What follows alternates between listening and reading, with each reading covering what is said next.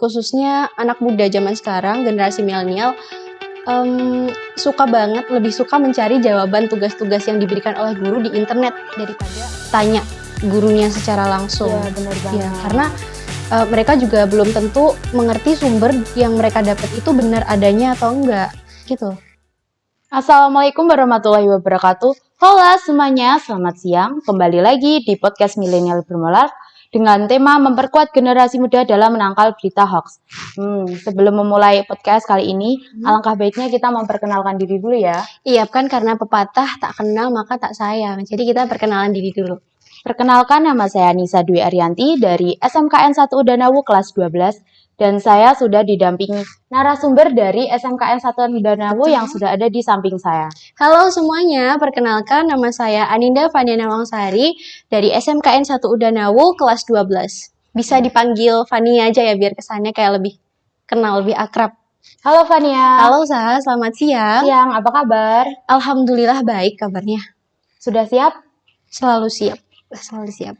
Kita kan mau ngomongin tentang berita hoax. Ya, menurut betul. kamu apa sih masalah masyarakat tentang berita hoax? Permasalahan masyarakat tentang berita hoax ini menurut aku yang mungkin sering banget aku jumpai, sering banget aku alamin itu ada dua, Sa. Apa aja? Yang pertama, masyarakat, khususnya generasi muda zaman sekarang itu suka banget mengonsumsi video-video yang viral, video-video yang trending, dan tanpa mengetahui video-video yang trending itu benar atau enggak. Jadi kita itu kayak terhipnotis, kita itu kayak terkontroversi, dan seolah-olah kita menganggap kalau video tersebut itu benar, padahal itu belum pasti benar adanya. Terus yang kedua, masyarakat, khususnya anak muda zaman sekarang, generasi milenial, lebih suka mencari jawaban tugas-tugas yang diberikan oleh guru di internet daripada kita harus tanya gurunya secara langsung. Iya, benar banget. Ya, karena mereka juga belum tentu mengerti sumber yang mereka dapat itu benar adanya atau enggak, gitu. Menurut Seperti itu. kamu, kenapa anak muda zaman sekarang suka mencari jawaban di sumber internet? Kalau ditanya kenapa sih, pasti kamu udah pernah juga kan cari jawaban pernah di banget internet. ya, semua pernah. Jawabannya sih karena simple aja sih, daripada kita harus cari guru. Kan kemungkinan besar kalau misal kita dikasih tugas sama guru, itu gurunya lagi nggak ada di kelas kan. Kita jadi kayak ribet gitu, agak ribet kalau misalnya harus cari gurunya. Tapi itu bukan salah satu kegiatan yang baik untuk ditiru, bukan hal yang positif untuk ditiru. Jadi itu agak kurang bermasalah. Kita kan ngomongin masalah, menurut kamu ada dampaknya nggak sih, Van? Kalau dampak, sebelum aku ngomongin dampak, berita hoax itu menurut aku punya alasan kenapa beritanya itu kayak terpercaya banget, kayak orang-orang kayak percaya banget sama berita ini tuh punya alasan. Yang pertama, beritanya itu simple dan nggak ribet. Dan sedangkan dampak dari berita yang simple dan nggak ribet itu sendiri, menurut aku yang pertama, orang-orang atau masyarakat cenderung memiliki sifat atau kehidupan yang praktis dan mereka nggak mau ribet sedikit pun. Padahal kan nggak ada salahnya kan kalau kita harus ribet sedikit. Yang penting informasi yang kita dapat itu faktual dan benar adanya daripada kita salah sangka. Terus yang kedua, masyarakat cenderung memiliki perasaan atau sifat yang ikut-ikutan. FOMO, iya betul, FOMO. FOMO di sini maksud aku itu gini, misalnya kita tahu ada salah satu video atau berita yang viral banget di media sosial, terus otomatis kan banyak kan netizen yang mengikuti berita itu, terus kita sebagai diri kita sendiri tertantang kayak, loh kok semua orang pada ikut berita itu, sedangkan kita kok enggak, aku harus banget ikut berita ini, aku harus mengikuti berita ini juga. Nah begitu, FOMO itu juga salah satu dampak yang menurutku ada dalam masyarakat. Menurut kamu ada lagi nggak? Oh, ini masuk poin ketiga ya, betul. Poin ketiga ini menurut aku poin yang hampir semua masyarakat mungkin pernah mengalami ini. Kamu pasti juga pernah mengalami ini. Apa? Yaitu menyebabkan keseringan overthinking. Betul kan? Pernah Iya, kamu? semua orang pasti mengalami overthinking ya. Iya, pernah juga kan mengalami overthinking. Overthinking dalam hoax ini menurut aku, misalnya aku bisa ngambil contoh.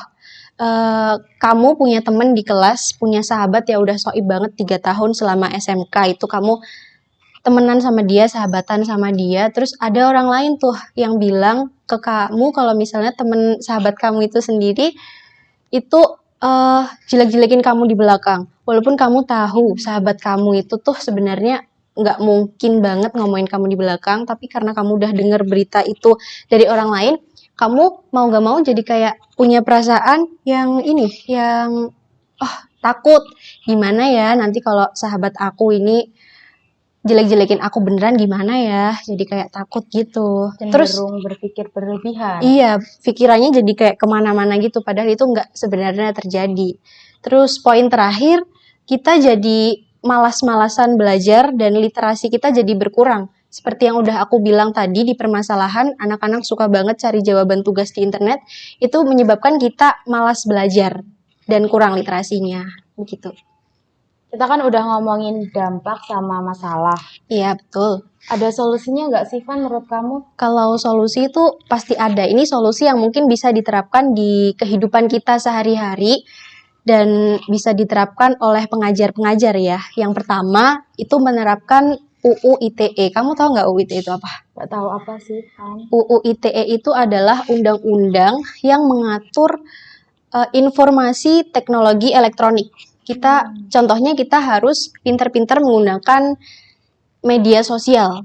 Misalnya kalau kamu jadi konten kreator di salah satu aplikasi tertentu ya, kamu nggak boleh ngejatuhin konten kreator lain.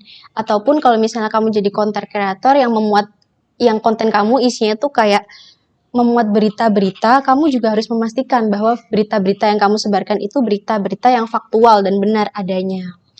Terus yang kedua itu penerapan GLS atau Gerakan Literasi Sekolah. Ngomongin soal GLS nih, aku dulu SMP pernah melakukan GLS ini. GLS di SMP-mu dulu apa sih? GLS di SMP aku dulu ini jadi guru memerintahkan murid-muridnya, siswa-siswanya untuk membaca buku apapun itu dari rumah 5 menit sampai 10 menit sebelum kita memulai pelajaran. Jadi kayak kita harus baca buku dulu, apapun itu bukunya dibaca, terus nanti kita disuruh nulis isinya juga dan dikumpulkan di Sangat guru-guru. bermanfaat ya. Iya, tapi bagian yang menurut aku sampai sekarang itu kayak menyesal banget kenapa aku dulu ngelakuin ini. Karena aku dulu bawa buku dari rumah itu bukan buku yang bermanfaat. Jadi sampai sekarang mungkin aku nggak mengingat buku apa sih yang aku baca waktu itu. Jadi misalnya kalau ada guru-guru yang ingin menerapkan GLS di sekolah, guru-guru bisa menerapkan peraturannya juga untuk membawa buku-buku dari rumah yang lebih bermanfaat aja, atau mungkin bisa disiapkan dari sekolahnya, begitu. Terus ada poin terakhir, ini kita harus menerapkan pendidikan berkarakter di sekolah maupun di rumah. Contohnya Terus kita apa? Contohnya penerapan berkarakter itu kita harus itu tadi berliterasi dengan buku yang lebih bermanfaat. Mungkin bukunya yang bermanfaat aja yang kalian baca itu begitu. Yang enggak, kalau misalnya ada yang buku yang kurang masuk akal, kita harus lebih memilih buku-buku itu lagi. Waktu itu aku pernah membaca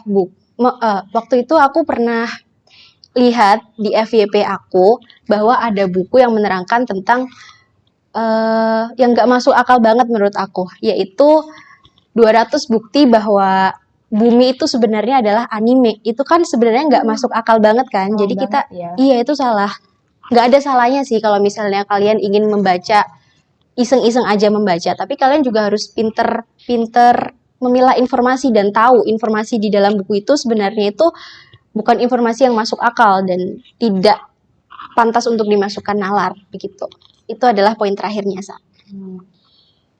Intinya kita jangan suka Percaya. percaya berita hoax dari media sosial karena belum tentu berita itu benar adanya. Betul. Kita harus menjadi pelajar yang cerdik, yang bijak, yang bisa memilah dan memilih berita mana yang benar, mana yang salah. Iya, betul sekali. Kita sudah mendengarkan pendapat dari Vania. Iya. Terima kasih atas perhatian teman-teman semuanya. Terus terima kasih juga udah meluangkan waktunya untuk mendengarkan podcast kita. Semoga pendapat maupun solusi yang aku sampaikan bisa diterapkan di kegiatan kalian semua sehari-hari, bisa diterapkan di kegiatan teman-teman kalian semua. Terima kasih untuk Pemkab Blitar, Untuk Universitas Nahdlatul Ulama Iya, Blitar, dan Persada FM Blitar, betul, karena sudah memberi kesempatan iya, untuk kita podcast. kali ini. Sekian podcast dari kita. See you next time. Wassalamualaikum warahmatullahi wabarakatuh.